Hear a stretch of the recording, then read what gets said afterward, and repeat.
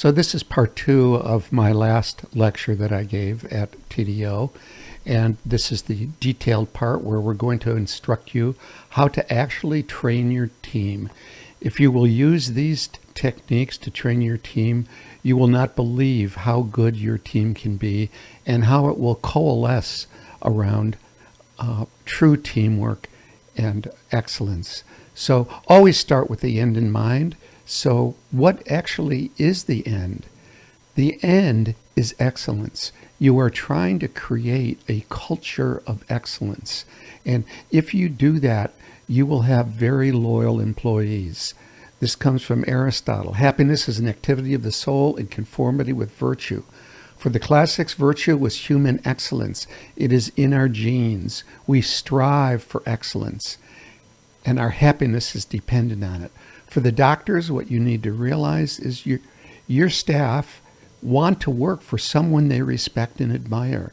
They want to be challenged in an environment where they can grow. They want to be a critical and important part of your team, and they want to experience excellence. So if you create an environment where they have all of these things, you will have a loyal staff totally committed to excellence.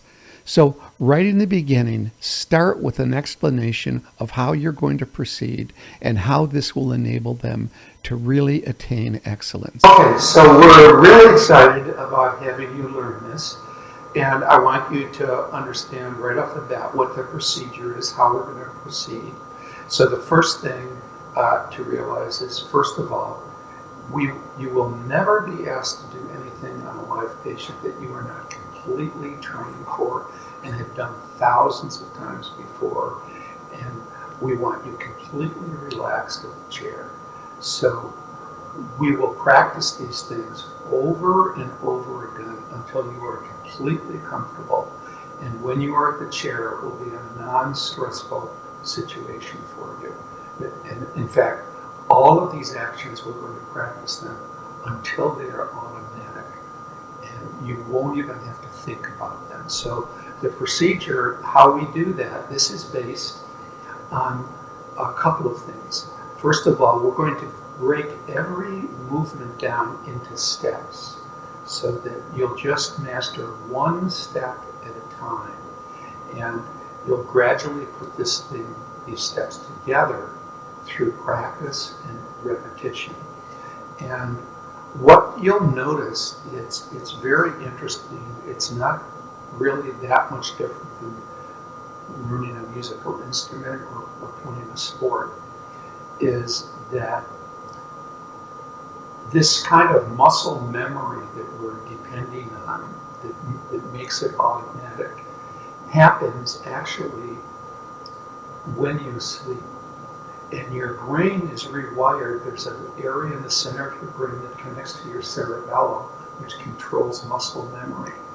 And as you sleep, this rewiring takes place. The brain is actually very plastic. So one day you're here and you're doing things, and maybe it's not as smooth as possible. Miraculously, you wake up the next morning and you don't have to think about it. It's an incredibly fascinating process. So we will not be impatient with you. We're going to be very, very patient, because we realize this takes time. It takes sleep. It takes this rewiring. So when you are frustrated with this, don't worry about it, because it will happen. It just doesn't happen by will. It takes time. So the first thing that we're going to pay attention to is your posture. What happens with dental assistants, the reason they don't last a long time, is physically, this is a very stressful job to have. You can be bent over, you can be twisted, and you're under stress, because treating patients is stressful. So we pay a lot of attention to posture and being muscularly relaxed. It's very important. I cannot work. If I look at you and I see that you're not muscularly relaxed, I can't work. I'm physically unable to do it. We stop what we're doing, we figure out what the postural things are that are producing the problem, and we solve them. So this is an iterative process. It happens it happens over a period of time and step by step. Nobody starts any kind of skill and is automatically a master at it. It's small incremental steps, and that's what we're going to do. We're also going to do this a little different than most doctors. We're going to teach you one skill at a time. One skill at a time, and you're going to practice it until you're good at it. And then you're going to do it blindfolded. Because this is a tactile skill. It is not a visual skill. It's a tactile. We want you, when you close your eyes and you do something blindfolded, the tactile sense is accelerated.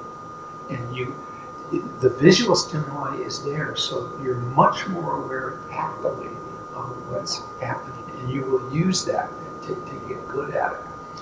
Then we're going to have you practice as the doctor.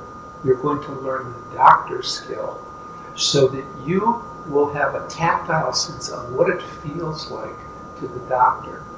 And if we do all of those things step by step, learning it, practice repetition, doing it blindfolded so that you really increase the sensory input to the tactile and practice at the doctor, you will go up the curve so fast you won't believe it. Does that make sense? Mm-hmm. So just a brief review, just ergonomically, a class 1 motion is moving only your fingers. A class 2 motion is moving your wrist in your fingers. A class 3 motion is moving from the elbow. A class 4 motion is moving from the shoulder. And a class 5 motion is twisting or bending at the waist. We want to avoid all class 4 and class 5 motions. I don't want your shoulder up, I don't want you twisting. And this will require some feedback from you. Let's say you can't do something without twisting. Okay, let's stop, let's figure out why, and let's create a solution. So some of this stuff will come from you, ideas that you have, because everybody's body position is different. Your waist is different length, your leg length is different. The adjustment of the chair and how we're positioned. My job as a clinician in relationship to my assistant is what can I do to make your job easier? Okay? And if you think there are things that I could do that make your job, you should tell me. Okay? Yeah. Most of this stuff was developed by Joy. I'm listening to Joy. Joy, what can I do to make things easier for you so you don't have to twist?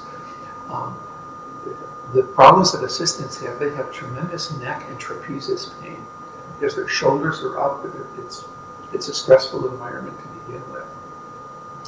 So I'm going to be looking at you. I'm going to make sure that your shoulders are relaxed and that you are muscularly at rest. And then we'll spend some time adjusting the chair so that you're comfortable. Joy will review the adjustments on the chair. You can adjust the angle of the seat that you're on, and you can adjust the amount that the back lumbar support pushes into your back. Then, so you want to be in a position where you're really, really comfortable. Okay.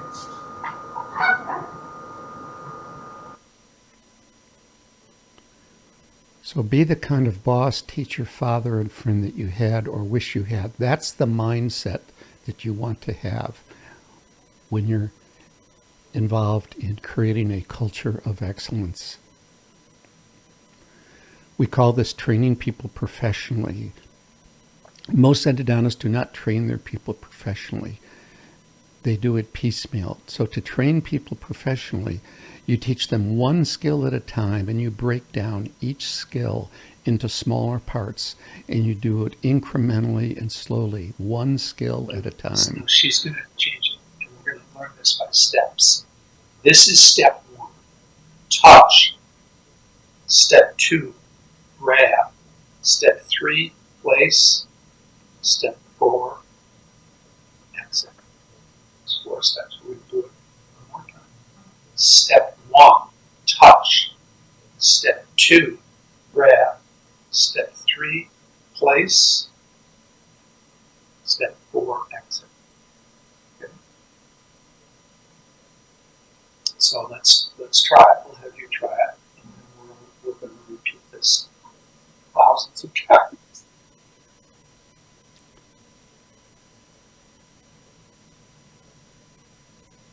As you look at this, we focus on the details. Each training session is dedicated to one specific skill. This is the mirror passing skill, which is a keystone skill. Many other skills are based upon this, so we spend a lot of time on all the little details of how to do this correctly. So it's a very focused training period. You don't need to train for a long period of time. The focus is much more important. So a 20-minute focused training period is much more valuable than an unfocused 3-hour training period. So we're very, very focused on each specific step. We've broken this down into 4 steps, so it's easy to remember. And remember, Ingrid has had no prior dental training whatsoever. This is the first time really sitting down as an assistant.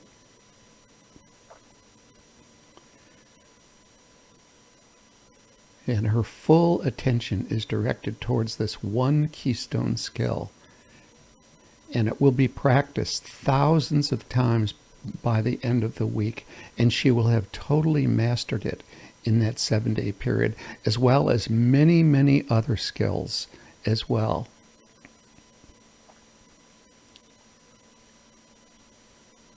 Each step is focused upon, and each time it's done, she gets a little better. So there are many small wins involved in learning this set of skills. And if you do this, your staff will become completely committed to excellence, because it's a non-stressful training experience where you just simply get better and better, and they can see the improvement in time. And then you're waiting for automaticity to started, which we're going to talk about later. But initially, you learn this one single step at a time. And if you will embrace this way of training, you won't believe how good your team can become. You simply won't believe it. So we demonstrate, we practice, we demonstrate again. Every time it's demonstrated, Ingrid will pick up another nuance. People don't see all the nuances all at once. They develop them incrementally every time they observe something happen. And this is true for almost every skill that you teach in the dental operatory. There are nuances to every single skill.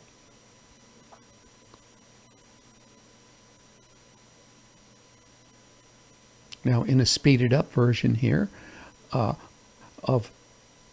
the whole day, you can see how Ingrid starts out and then how she ends at the end of the day. And we have her practice as the doctor. We have her practice blindfolded.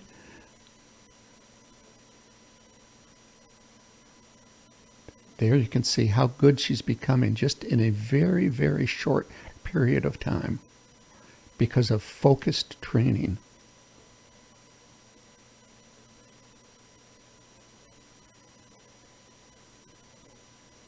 This whole session was less than 30 minutes.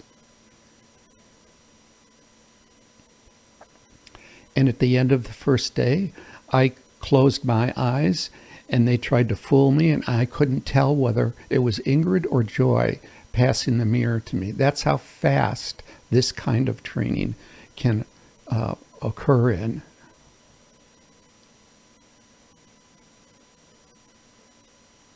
There she is practicing as the doctor. So now she has a sense of what it feels like and what the doctor experiences. And she's doing some stuff blindfolded.